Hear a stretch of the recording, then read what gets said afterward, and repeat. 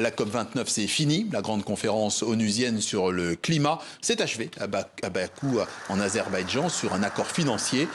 300 milliards de dollars devraient être versés à l'année jusqu'en 2035 pour aider les pays en développement à s'adapter au changement climatique. Un texte qui n'a généré que peu d'enthousiasme chez les pays concernés. Nous sommes en ligne avec Nicolas Van Nuffel du Centre national de coopération au développement, une ONG belge très impliquée dans ces questions du climat. Bonjour et bienvenue.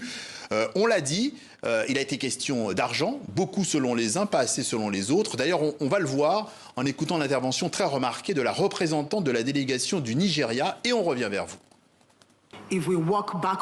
Si nous rentrons chez nous avec 300 milliards de dollars et que nous disons que les pays développés prennent les devants, c'est une insulte à ce que dit la Convention.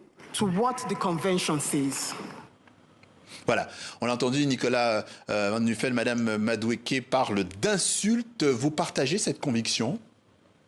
Tout à fait. Pour nous, l'accord qui est survenu à Bakou ce week-end est un accord totalement insuffisant.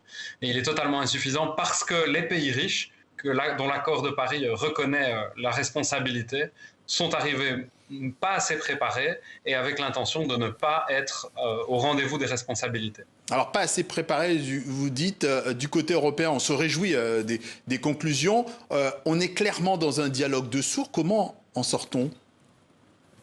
Alors, comment en sort-on ? Je pense qu'on devra en sortir par le haut et c'est pour ça qu'on doit déjà regarder vers la prochaine COP, la COP 30 qui aura lieu au Brésil.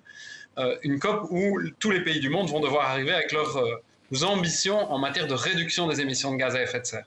Et si d'ici là, il n'y a pas un sursaut sur les financements internationaux, le grand danger, c'est que les pays en développement refusent de faire leur juste part en réduction d'émissions. Oui. Avant de parler de la COP 30, on revient sur l'aspect financier. Ces 300 milliards, c'était le seul levier? Est-ce que c'était la seule porte d'entrée pour gérer ces questions de changement climatique, l'argent? Alors, c'était le rendez-vous de la COP29. Le dérèglement climatique, on doit l'aborder de plein de façons. Ici, le cœur du débat, c'était combien il allait falloir mettre sur la table des financements internationaux, à la fois pour réduire les émissions de gaz à effet de serre, ce qu'on appelle l'atténuation, pour permettre aux pays en développement de s'adapter. Et puis, ils arrivaient aussi avec la demande qui est de réels fonds pour les fameuses pertes et préjudices dont on a beaucoup débattu dans les COP précédentes.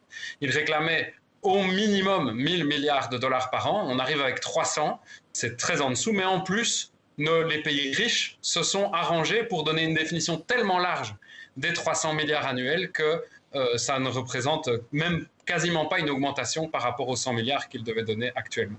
Alors vous l'avez dit, la prochaine COP, la COP 30, ce sera à Belém au Brésil dans un an, au cœur de l'Amazonie, le poumon de la planète. Est-ce qu'il faut en attendre davantage que dans des COP qui ont lieu dans des pays gaziers ou pétroliers comme à Dubaï ou à Bakou ?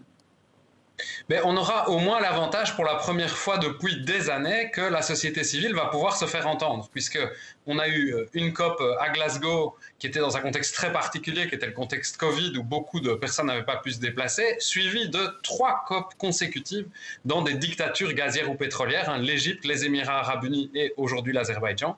Au moins au Brésil, on peut espérer faire entendre fortement notre voix. On a bien vu à l'époque des grandes mobilisations de 2018-2019 à quel point ça avait permis aux dirigeants du monde entier de bouger. Il va falloir absolument que les citoyens dans le monde entier se remobilisent si on veut que les responsables politiques en fassent autant.